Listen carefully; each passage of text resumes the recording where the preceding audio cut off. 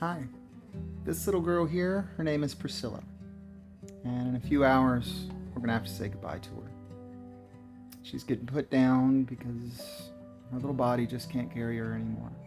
She can't walk, struggles to go to the bathroom, and keeping her here is really more for our comfort than for hers.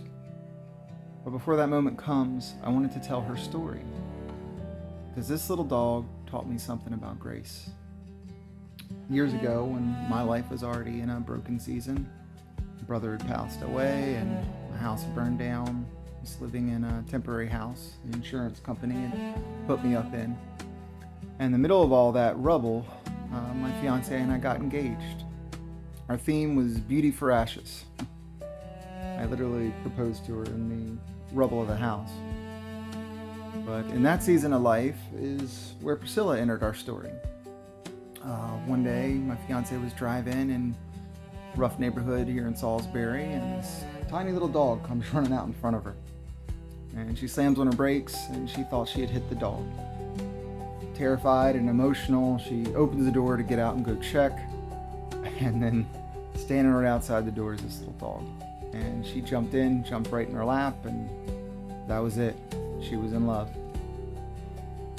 So she brought the dog back to the house and immediately had to leave again. So suddenly I'm sitting here alone with this dog that I've never met in a house where we weren't even supposed to have an additional pet. And I remember thinking, oh Lord, what am I going to do now? What has she gotten me into? The dog was a mess. Fur was matted and dirty, kind of like she is now. She was friendly, but she was very guarded. And she could make the nastiest little demon face you've ever seen. But I started trying to clean her up. I began cutting away the matted fur and trying to find the dog underneath all the mess. And that's when I started noticing a few things. She was extremely protective of her rear end.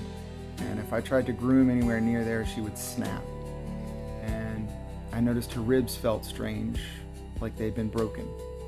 Like maybe somebody had kicked her. The way she guarded her underside made me wonder what kind of life she had lived before we found her. Maybe some kind of abuse, maybe neglect, maybe forced breeding. Not really sure. But what I do know is that this dog was not loved the way a dog should be loved.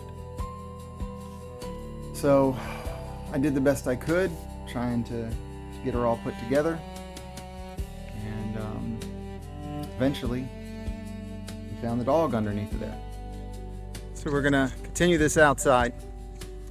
After we got Priscilla cleaned up and settled in, we tried to find her owners. We posted her pictures everywhere and lost dog groups and such. And eventually someone contacted us. And my fiance was devastated. You know, it had been a month or two at this point. She was in love with it. But it turned out the people that contacted us weren't the original owners either. She had been abandoned at an apartment. And the house she was at was already full of stray dogs. And they didn't really want her back. So just like that, this dog that nobody wanted became ours. And we named her Priscilla because our other dog at the time was named Presley. I'll share his story sometime. And my fiance loves Elvis. But it turned out to be appropriate. You know, once she settled in, her little personality started to show, and she's quite the princess. She got what she wanted most of the time, and the first thing she wanted was to sleep in bed with us. And that's where she slept most of her life, is in the bed. No matter what we did, she would always want to crawl up in there and wedge herself in the bed and make herself a spot. So eventually we gave up. The dog had spoken, and we learned to listen.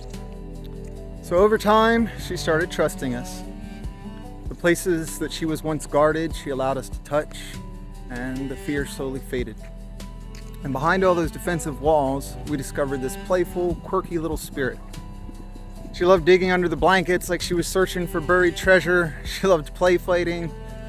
She loved being near her mama more than anything else in the world. Her separation anxiety is pretty intense. But there was something sweet about her devotion to the person that rescued her from whatever life she lived before. It made me think of something Jesus said, that those who are forgiven much loveth much, Maybe in this case, a better way to say it is that those who are restored love much. And that's what I saw in this little dog. Something that had been redeemed, given a second chance. And I've always been the kind of person that loves to fix broken things. And she came to us broken and lonely from a life that we'll never fully know about. But we accepted her. We made her part of our family. And we loved her almost like she was a kid. She was our little princess. Her story also reminded me of what some have called the upside down kingdom. If you look at the way that Jesus built his family, he didn't start with the impressive people.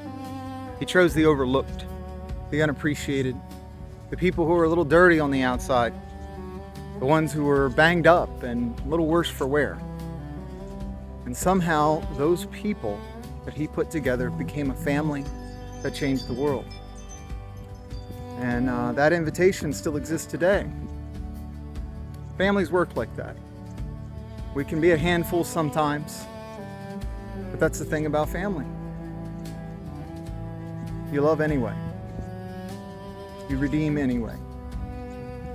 You should always be seeking to restore. And when someone is loved like that, it changes them. It gives them a chance to find a life that they never thought was possible. Sometimes when someone metaphorically bites you, it's because you're touching on a wound, tender place where they've been hurt before. But if you can be patient, kind, sometimes you'll see God trim away the mess on the outside and leave a playful spirit behind the guarded walls of a wounded heart. Now, I'll admit, this last season of her life has been hard. She's eventually lost pretty much the ability to walk and is mostly bedridden. And there's a lot of messes and accidents and realities that come with caring for an elderly dog. There were moments where we were both quite frustrated. Moments where I wasn't my best self trying to care for her. But even that taught me something. Love is not always neat. It's quite the opposite. Sometimes it's messy. It's exhausting. It's confusing. But real love endures anyway. Around Christmas, we thought that was it. She had stopped eating.